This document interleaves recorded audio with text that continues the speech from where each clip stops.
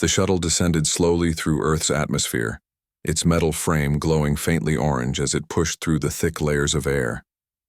Inside, Jack Dawson sat alone in silence, staring out the small window at the blue and green planet below.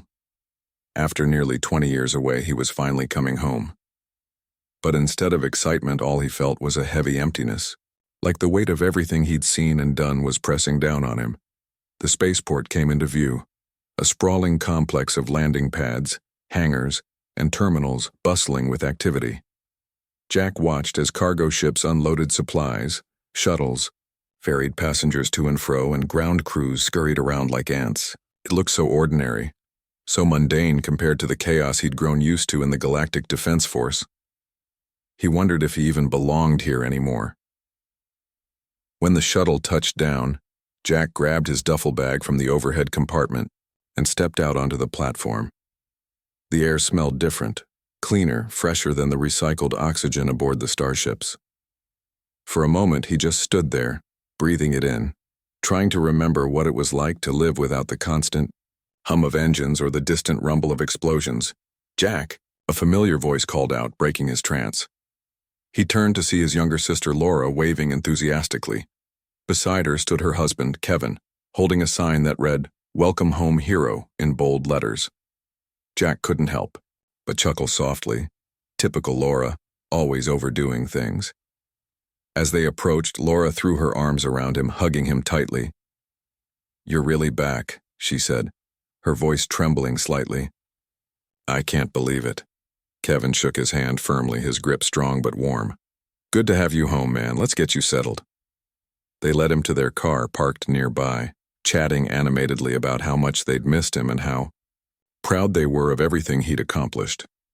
Jack listened politely, nodding when appropriate, but his mind kept drifting back to the war, the battles, the friends he'd lost, the horrors he'd witnessed. How could he explain any of that to them? They wouldn't understand. No one would. Back at their house, Laura insisted on making dinner while Kevin showed Jack to the guest room.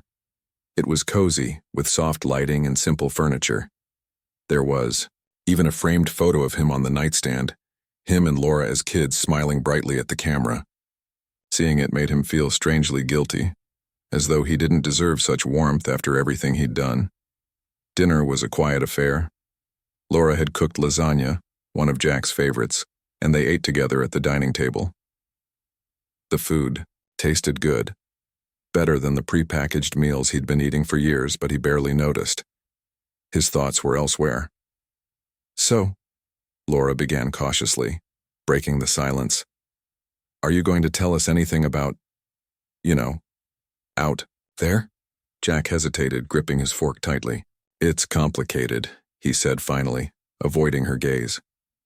"You don't have to give us all the details," Kevin chimed in gently. "But we'd like to hear something. Anything." Laura nodded eagerly. "Yeah, Jack, please. We've waited so long to know what happened." He sighed, setting his utensils down.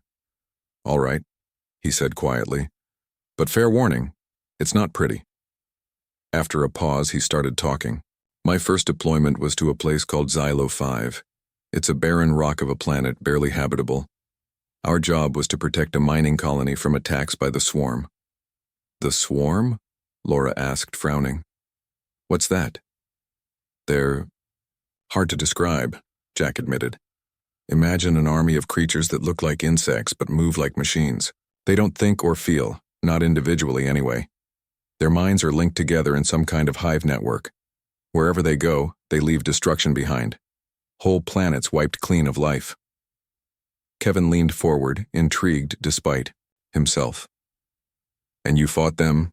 "We tried," Jack corrected grimly. "Most of the time we were just trying to survive. Those early days were brutal. None of us knew what we were up against. We thought we could hold our own, but the Swarm, they don't stop. Ever. Even when they're outnumbered, even when they're losing, they keep coming." He paused, staring off into the distance as though reliving the memories. "There was this one mission, a scouting operation near the edge of the colony. Me and my squad, we were supposed to check for signs of enemy activity. Instead, we walked right into an ambush. Dozens of them swarmed us before we even realized what was happening. Laura gasped, covering her mouth with her hand. What did you do? What we had to, Jack replied simply. We fought back, barely made it out alive, but his voice trailed off, and for a moment he looked like he might cry. But what? Kevin prompted softly. But we lost Emily, Jack whispered. She was one of my closest friends, saved my life more times than I can count. And then, when it mattered most, I couldn't save hers. The room fell silent. Laura reached across the table, placing a comforting hand on Jack's arm. I'm so sorry, she murmured. He nodded, blinking rapidly to hold back tears. That's why I'm telling you this now, he continued after composing himself. Because you wanted to know. Because maybe talking about it will make it easier to carry. Laura squeezed his arm gently. Take your time, Jack. We're here for you.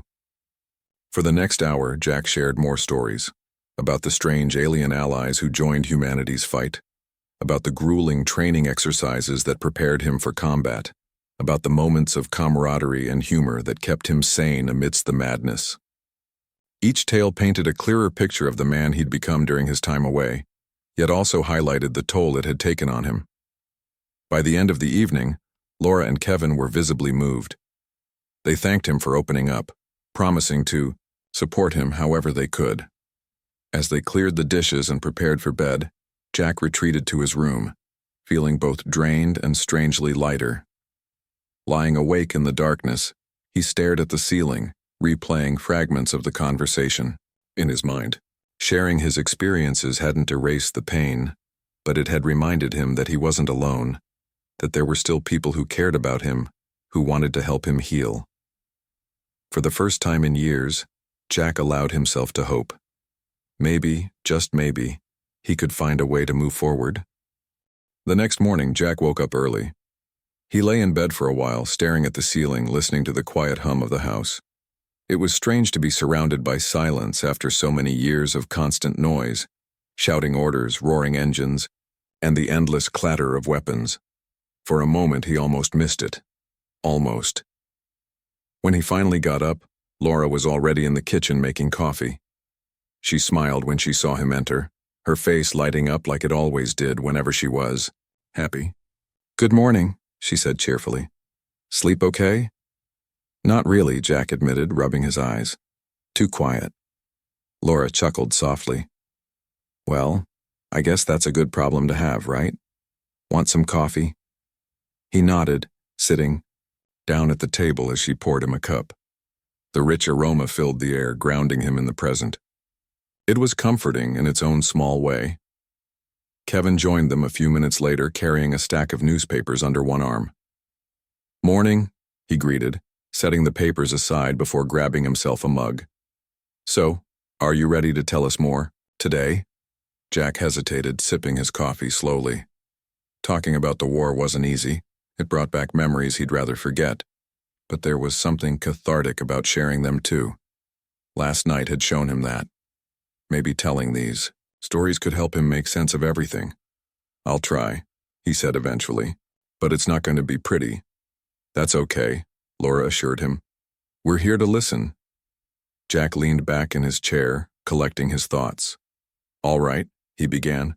I told you about Xylo 5 last night. After that, I was reassigned to the USS Vanguard. It was one of the biggest ships in the fleet, a real monster. We called it the Beast because of how powerful it was. It carried thousands of soldiers, dozens of fighters, and enough firepower to level a city. What was your job on it? Kevin asked curiously. I was part of a special ops team, Jack explained. We handled high-risk missions, rescues, sabotage, stuff like that. Dangerous work, but someone had to do it. And who were your teammates? Laura pressed gently. Jack smiled faintly, remembering. There was Rachel Moore. She was an engineer, brilliant with machines, could fix anything no matter how broken it seemed. Then there was Daniel Carter. He was our pilot. Cocky as hell, always cracking jokes, but he could fly circles around anyone else in the fleet.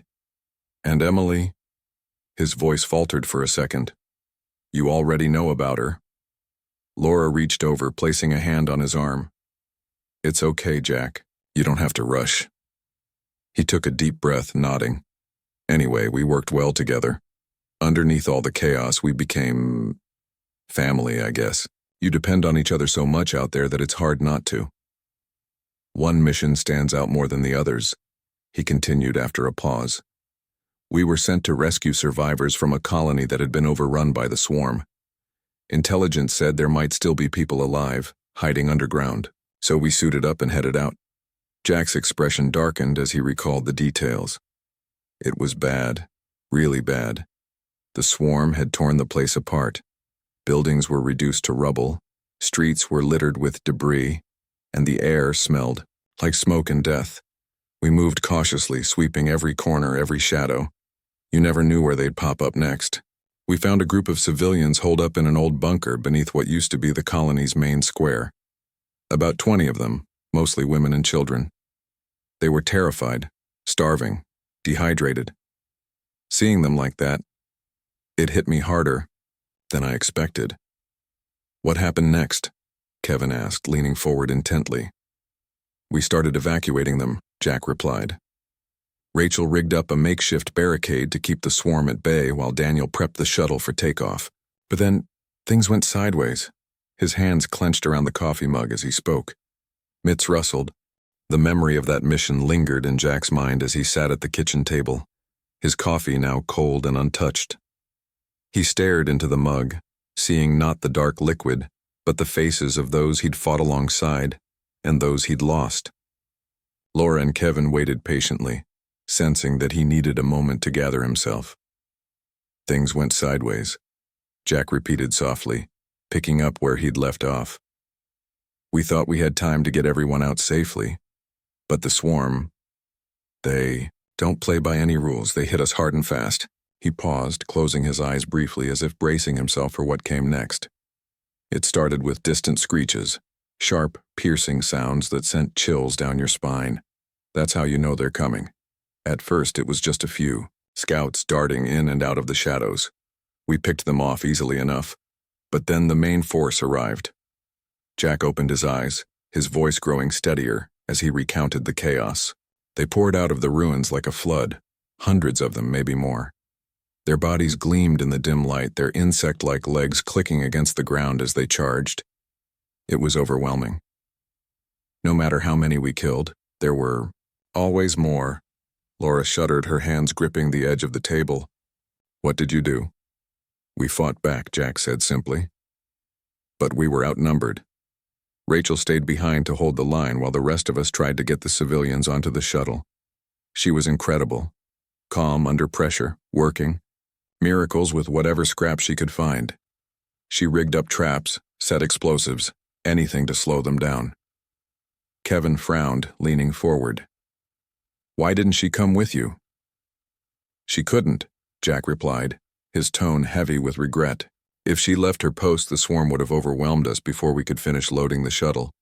So she stayed, kept them busy long enough for us to get everyone aboard. Jack's voice cracked slightly as he added, I'll never forget the look on her face when I told her we were ready to go. She just nodded, gave me this little half smile and said, make sure they get home. Then she turned back to her work like it was nothing, like she wasn't about to die. Laura covered her mouth with her hand, tears welling up in her eyes. Did she? Jack shook his head. I don't know for sure. By the time we lifted off, the area was swarming with them. We couldn't risk going back. All I know is that she bought us the time we needed. Without her, none of us would have made it. The room fell silent, the weight of his words hanging in the air. After a moment, Kevin cleared his throat. And Daniel? What happened to him? Jack sighed, rubbing his temples. Daniel was flying the shuttle. He got us airborne just as the swarm breached the bunker, but they weren't done with us yet. They launched these projectiles, I guess you'd call them. Sharp, barbed things that tore through metal like paper. One of them hit the engine. What did you do? Laura whispered, her voice trembling. We held on, Jack said grimly. Daniel was amazing. He managed to keep the shuttle steady even as alarms blared and smoke filled the cabin. But we were losing altitude fast. He knew we wouldn't make it back to the Vanguard. Instead, he aimed for a nearby ridge, hoping to crash land somewhere defensible. Jack's jaw tightened as he remembered the impact. It was rough. The shuttle skidded across the ground, throwing everyone around like ragdolls. When we finally stopped, half the survivors were injured, and the shuttle was a wreck. But we were alive. For now. And the swarm? Kevin asked hesitantly. They found us, Jack admitted. It didn't take long. We dug in as best we could, using whatever wreckage we could salvage to fortify our position. Daniel stayed outside, keeping watch while the rest of us tended to the wounded. He kept cracking jokes, trying to keep morale up, even though we all knew how bad things were. Jack's voice softened as he continued. Then, just as the swarm closed in, reinforcements arrived. Fighters from the Vanguard swooped in, blasting everything in sight. They saved us, but not without cost. Daniel, he didn't make it. He took a hit shielding one of the civilians. Laura wiped her eyes, struggling to compose herself. That must have been so hard for you. It was, Jack admitted. Losing Rachel and Daniel, it felt like losing part of myself. They weren't just teammates, they were friends, family, and knowing that I couldn't save them. He trailed off, shaking his head. It eats at you. Even now, years later, it still does. Kevin reached over, patting Jack's shoulder, gently. You did everything you could. Sometimes that's all anyone can ask for. Jack nodded, though he didn't look convinced. Maybe, but it doesn't make it easier. For a while, no one spoke. The only sounds were the soft ticking of the clock on the wall and the occasional rustle of leaves outside the window. Finally, Laura broke the silence. Do you think about them often? Rachel and Daniel? All the time, Jack said quietly. Especially when things are quiet like this. I wonder what they'd say if they were here now. Would they be proud of me? Or would they tell me to stop carrying all this guilt? You shouldn't feel guilty, Laura insisted firmly. You survived because they chose to sacrifice themselves. They believed in you, Jack. Don't let their deaths be in vain. Jack looked at her, surprised by the intensity in her voice. I know, he said after a moment, but it's hard. Every day feels like a reminder of what I lost. Sometimes I wonder if I'll ever truly move past it. You will, Kevin said confidently. It won't happen overnight, but sharing these stories helps. You're honoring their memory by telling us about them. That's important. Jack considered this, his expression thoughtful. Maybe you're right. Talking about it, it does feel different. Less lonely somehow. Laura smiled faintly. Good, because we're not going anywhere. Whatever you need, we're here for you. Jack felt a lump rise in his throat, but he swallowed it down. Thanks, he said gruffly. I mean it. As the morning wore on, Jack found himself opening up more. He talked about other missions, other battles, other losses. Each story brought its own pain, but also moments of pride and camaraderie. Through it all, Laura and Kevin listened without judgment, offering support whenever he needed it.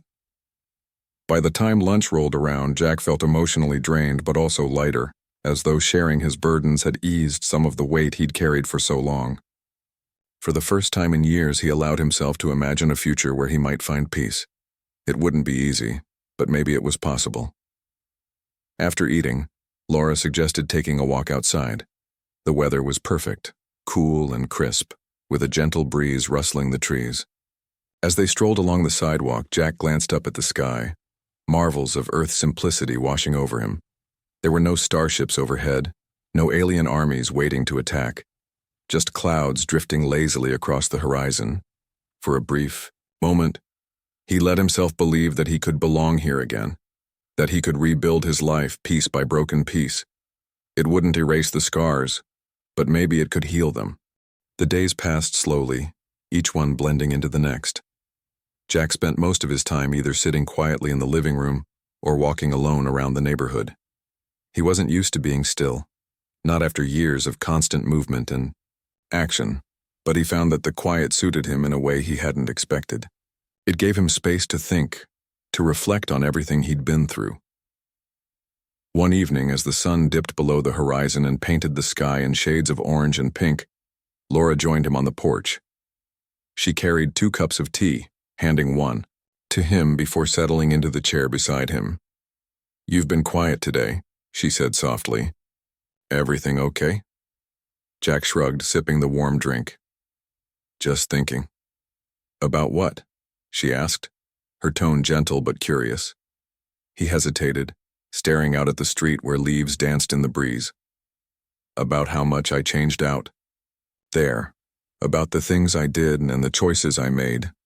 Laura nodded, giving him time to continue. When he didn't, she prodded gently. "Do you want to talk about it?" Jack sighed, setting the cup down on the small table between them. "I guess there's no harm in it. Last night I told you about Rachel and Daniel. Today I want to tell you about something else. Something darker." Laura leaned forward slightly, her eyes filled with concern. "Go on." "It happened during Operation Eclipse," Jack began, his voice low and measured. "We were sent to investigate a neutral alien faction, a group called the Valons. Intelligence reports suggested they might be helping the swarm, feeding them information or supplies. But we weren't sure. All we had were rumors." Kevin stepped outside just then, having overheard part of the conversation. "Neutral aliens? Why would anyone suspect them of working with the swarm?" "That's what we wanted to find out," Jack replied. Commander Harris, the man leading the mission, was convinced they were traitors. He ordered us to infiltrate their territory and gather evidence. "What kind of evidence?" Laura asked. "Anything we could get our hands on," Jack explained. "Documents, transmissions, anything that proved they were collaborating with the swarm. But when we got there, things weren't what they seemed." He paused, collecting his thoughts. The Valons were peaceful people. Farmers, mostly. They lived in these massive domes built into the side of cliffs, growing crops and raising livestock. Nothing about them suggested hostility or connection to the swarm. "So why did Command think they were involved?" Kevin wondered aloud. "Turns out someone framed them," Jack said bitterly. "Another human faction, one of the corporate outfits trying to exploit the planet's resources, planted false evidence to make the Valons look guilty. They knew if the military attacked, it would drive the Valons off their land, leaving it open for exploitation." Laura gasped, horrified. "That's terrible." "It gets worse," Jack admitted. "When we presented our findings to Commander Harris, he didn't care. He'd already decided the Valons were enemies, and nothing we said could change his mind. He gave the order to execute their leaders, to send a message," he said. Kevin frowned deeply. "What did you do?" "We tried to stop him," Jack replied. "Me and a few others, we argued, pleaded, even threatened mutiny. But Harris wouldn't back down. In the end, we had no choice but to act." "You disobeyed orders?" Laura whispered, her eyes wide. Jack nodded grimly. "We couldn't let innocent people die because of greed. So we intervened. A few of us formed a blockade between Harris's men and the Valon elders. We held them off long enough for the Valons to escape." "And then what happened?" Kevin asked, his voice tense. "Harris branded us traitors," Jack said flatly. "He stripped us of rank, confiscated our gear, and left us stranded in hostile territory. No backup, no supplies, nothing. If the Valons hadn't taken pity on us and hidden us until we could regroup, we probably wouldn't have survived." Laura covered her mouth with her hand, tears welling up in her eyes. How could someone do that? How could anyone justify killing innocents like that? "Power corrupts," Jack said simply. "And Harris was drunk on it. To him, the ends always justified the means, even if those ends meant destroying lives."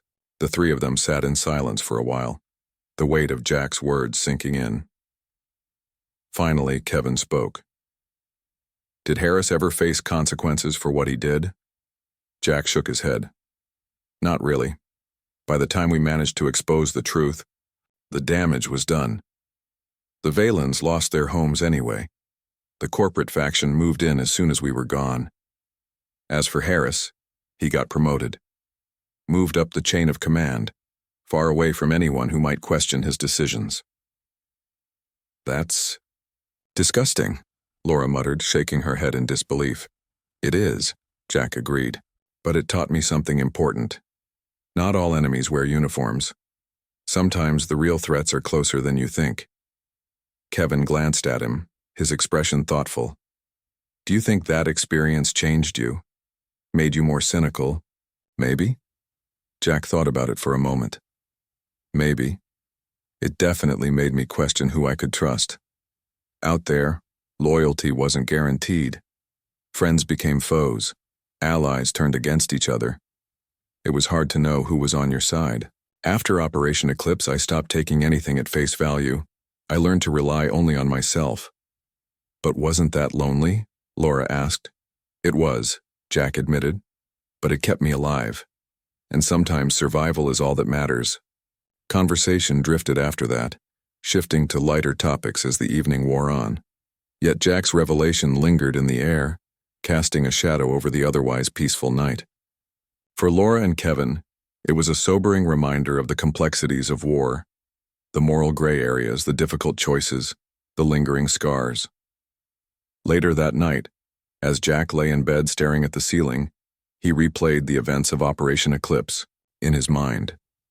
The betrayal, the injustice, the helplessness, it all came rushing back, as vivid as if it had happened yesterday.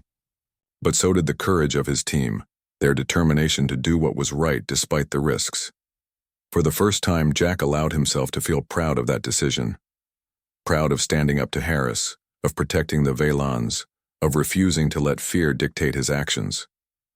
It hadn't been easy, and it hadn't come without cost, but it had been the right thing to do. As sleep finally claimed him, Jack realized something important. Sharing his story wasn't just about unburdening himself.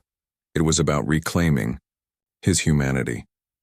Each word he spoke, each memory he shared, brought him one step closer to healing. And maybe, just maybe, that was enough. The next morning, Jack woke up feeling restless. He couldn't shake the memories of Operation Eclipse from his mind.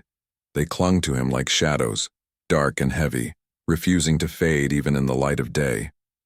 After tossing and turning for a while, he decided to get up and head outside. Maybe some fresh air would help clear his thoughts. Laura was already in the kitchen when he came downstairs. She looked up from the stove where she was flipping pancakes and smiled warmly. "Morning, Jack. Sleep okay?" "Not really," he admitted, rubbing his eyes. "Too much on my mind." She nodded knowingly, sliding a plate of pancakes in front of him. "Eat something. It'll help." Jack sat down at the table, picking at the food half-heartedly. The smell was inviting, but his appetite had vanished somewhere between last night's conversation and this morning's restless sleep. Still, he forced himself to take a few bites, if only to make Laura happy. Kevin joined them a few minutes later, carrying a mug of coffee. "You look like you've got more to say," he observed, sitting across from Jack. "Something bothering you?" Jack hesitated, staring at his plate. "Yeah," he said finally. "There's one more mission I haven't told you about, one that changed everything." Laura set her spatula aside and turned to face him, her expression serious. "Go ahead. We're listening."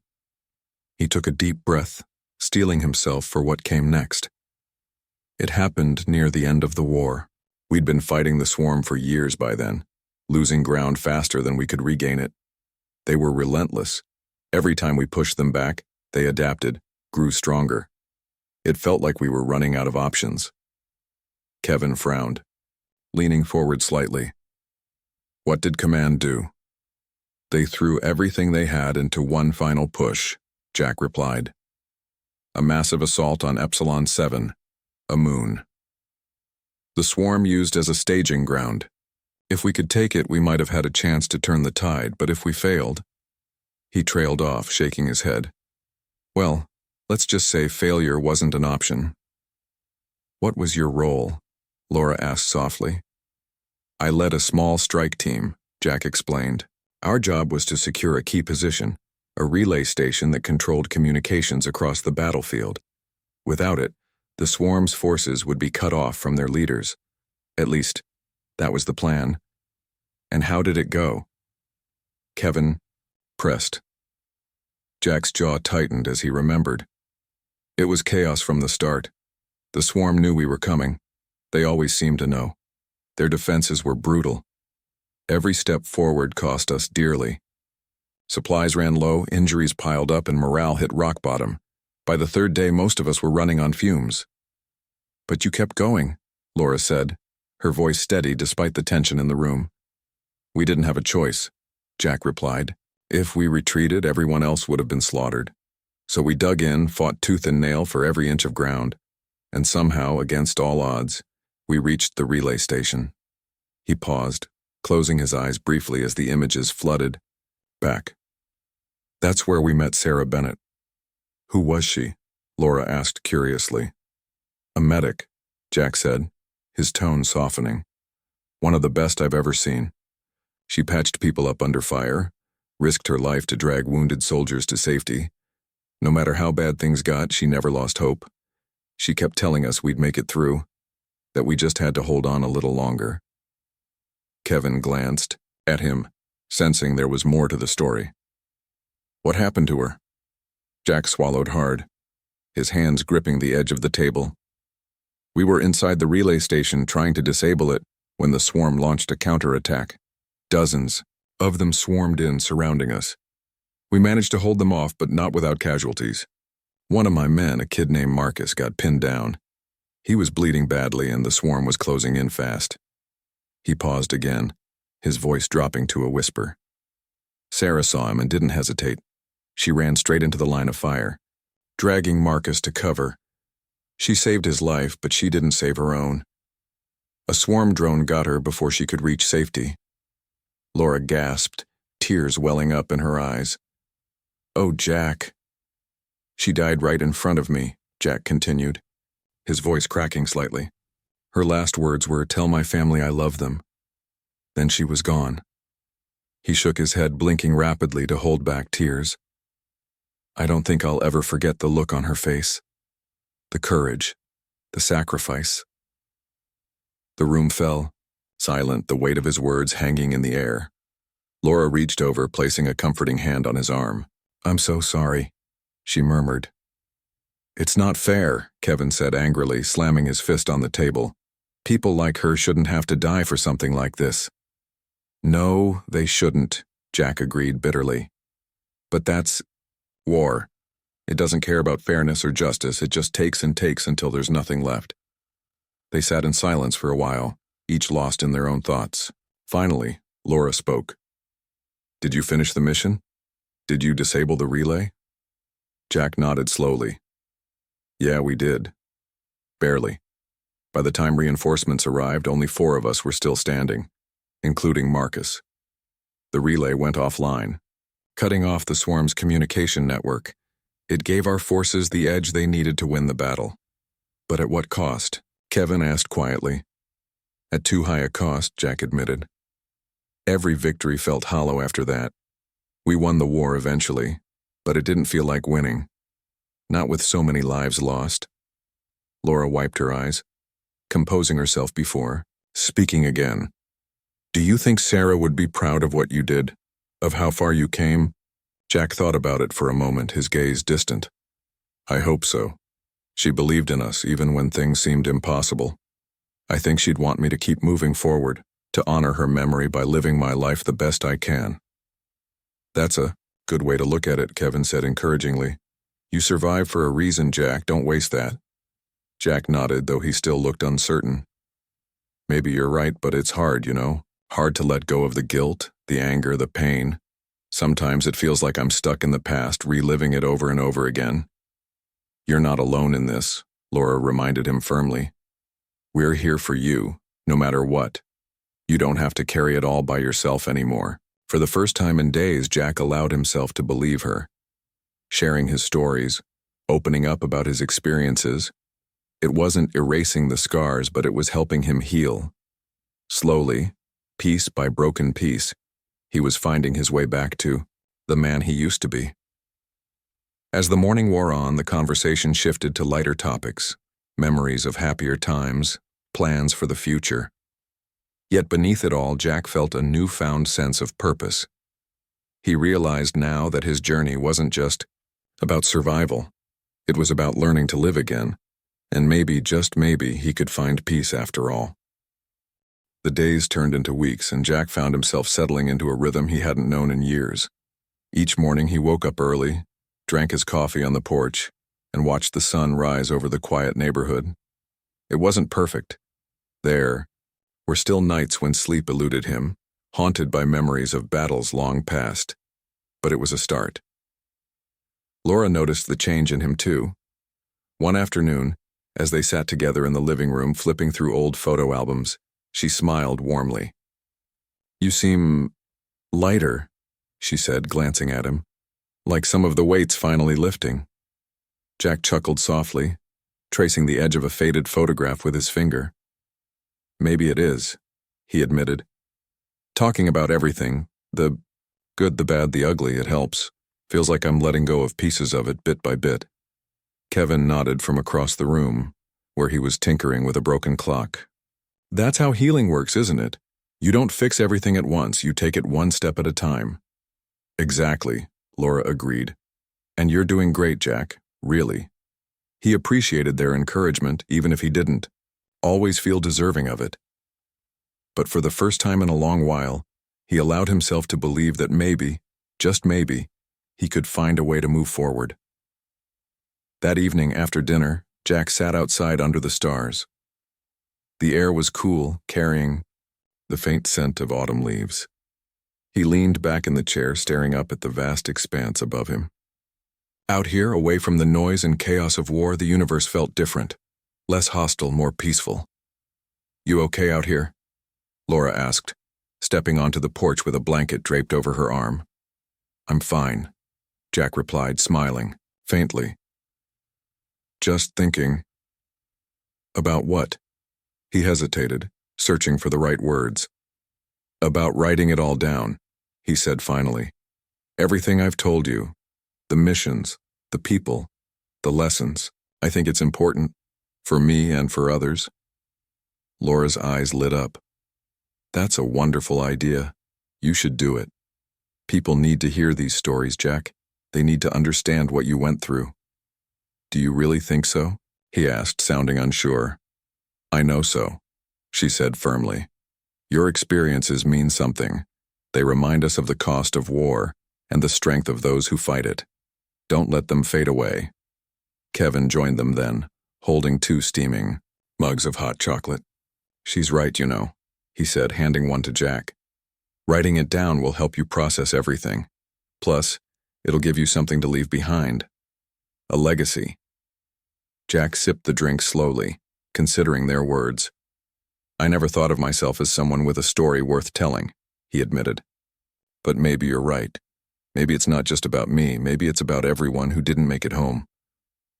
"Exactly," Laura said, wrapping the blanket around her shoulders. "Tell their stories too. Honor them. That's what matters most." For the next few days, Jack threw himself into the task. He borrowed Kevin's laptop and spent hours typing, his fingers moving steadily across the keyboard. At first, the words came slowly, hesitant and fragmented, but as he wrote, the memories flowed more freely, painting vivid pictures of the battles he'd fought, the friendships he'd forged, and the sacrifices he'd witnessed. Some nights, he stayed up late, unable to stop until he'd captured every detail. Other times he paused to reflect, making sure he got it right. Laura and Kevin checked in often, offering encouragement and advice whenever he needed it. One afternoon, as he worked, Laura peeked over his shoulder. "How's it going?" she asked curiously. "Good," Jack replied, leaning back in the chair. "It's strange, though. Writing it all down makes it feel real somehow, like I'm finally facing it instead of running from it." "That's a good thing," she said gently.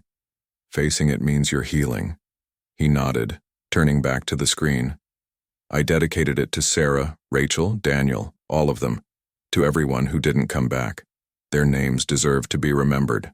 Tears welled up in Laura's eyes, but she smiled through them. "They'd be proud of you, Jack. So proud." By the time he finished, weeks had passed. The manuscript was long, hundreds of pages detailing his journey from enlistment to the end of the war. It wasn't polished or perfect, but it was honest, raw, real. On the last page, he added a note. "To those who gave everything, and to those who carry their memory, this is for you." When he showed it to Laura and Kevin, they read it silently, tears streaming down their faces. "It's beautiful, Jack," Laura whispered when she finished. "Absolutely beautiful." "You've done something incredible here," Kevin added, clapping him on the shoulder. "Something that will matter for generations." Jack felt a lump rise in his throat, but he swallowed it down. For the first time in years, he felt a sense of purpose, a reason to keep going. Sharing his story hadn't erased the pain, but it had transformed it, turned it into something meaningful. Over the following weeks, Jack began reconnecting with the world around him. He started taking walks in the park, talking to neighbors, even volunteering at a local veterans center. The people there understood him in ways others couldn't, and he found comfort in their shared experiences. One evening, as he stood outside gazing at the stars, Laura joined him. "You've come a long way," she said softly. "I'm proud of you, Jack." "Thanks," he replied, smiling faintly. "I couldn't have done it without you guys."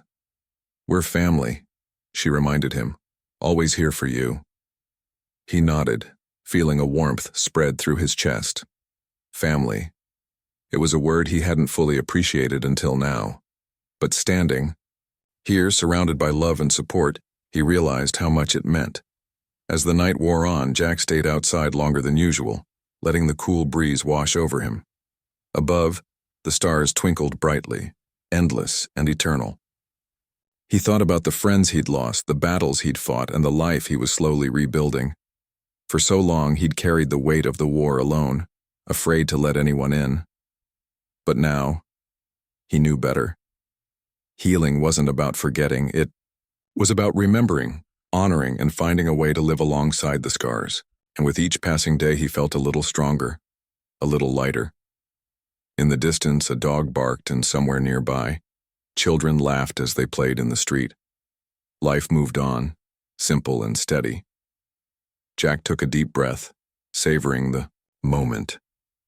Whatever challenges lay ahead, he knew he could face them, not because he was invincible, but because he wasn't alone. And for the first time in a very long time, that was enough.